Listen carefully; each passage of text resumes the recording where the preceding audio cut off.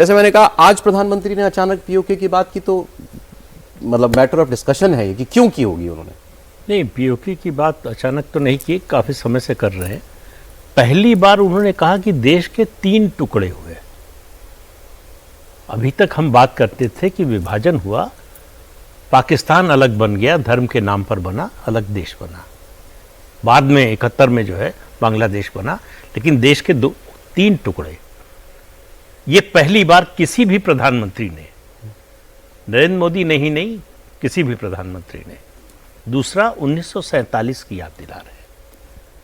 गुजरात में बोल रहे थे तो सरदार पटेल की बात करना जरूरी था, तो उन्होंने सरदार पटेल का क्या रुख था इस पर।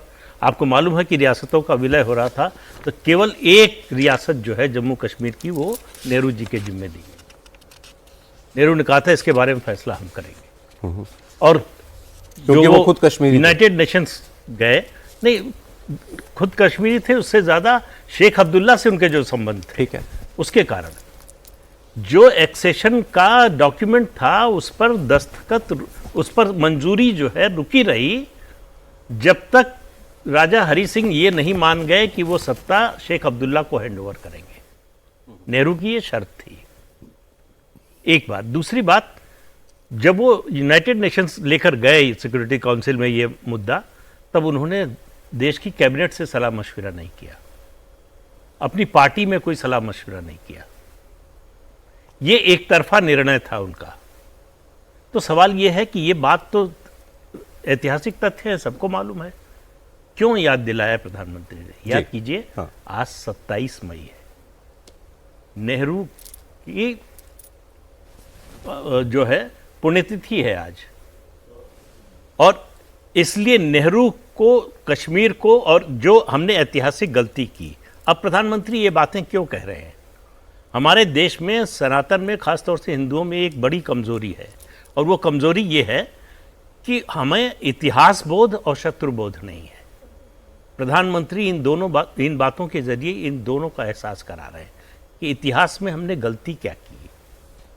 तो जो गलती की वो तो हो चुकी है, अब उसको सुधारा कैसे जाए जी, ये उसके लिए क्या करना है, एक बात। दूसरा, शत्रुबोध, जो आप 2-3 दिन से कह रहे हैं उनके भाषण के हिसाब से कि पाकिस्तान को शत्रु घोषित कर दिया।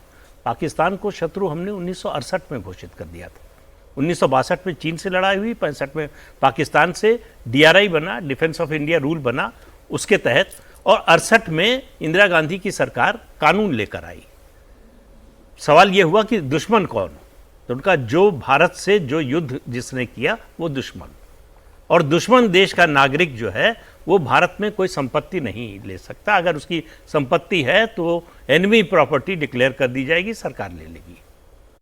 तो अब ये कहने का मतलब ये है कि आपको शत्रुबोध करा रहे हैं। ये जो अमन की आशा, ये सब तमाशा चल रहा था, वो सब बंद होना चाहिए। और जो दूसरी बात उन्होंने कही कि पाकिस्तान का उद्देश्य ही है हमसे लड़ना, बिना उसके उसका अस्तित्व जो है खतरे में पड़ जाएगा। तो इसलिए जो है वो बता रहे हैं कि शत्रु कौन है, मित्र कौन है। तो चाणक्य ने कहा था कि मित्र को 2 अवसर देने चाहिए, शत्रु को 1 अवसर देना चाहिए, लेकिन गद्दार को कभी अवसर नहीं देना चाहिए। तो पाकिस्तान ने एक बार नहीं, बार बार गद्दारी की है हमारे साथ। अच्छा, मैं आपसे एक सवाल पूछूं, अब ये मत कहिएगा कि मुझे कैसे मालूम होगा, ठीक है, इसका जवाब में, ठीक है? सवाल भी कैसा है? आपको लगता है मोदी जी ने पीओके के बारे में कुछ फैसला कर रखा है?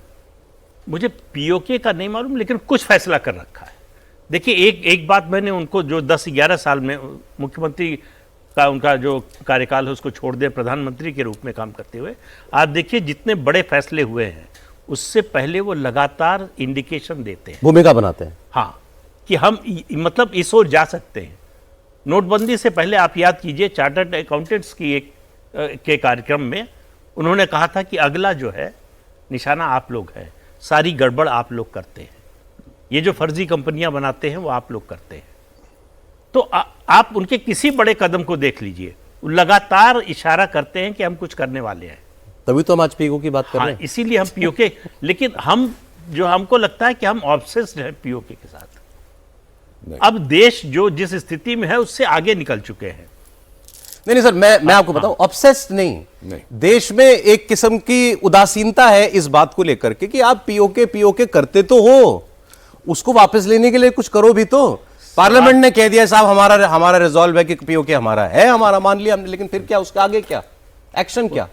भाई सवाल यह है कि कोई भी एक्शन आप इस तरह का लेते हैं तो एक कॉस्ट बेनिफिट एनालिसिस भी होती है कि हम किस कीमत पर क्या ले रहे हैं।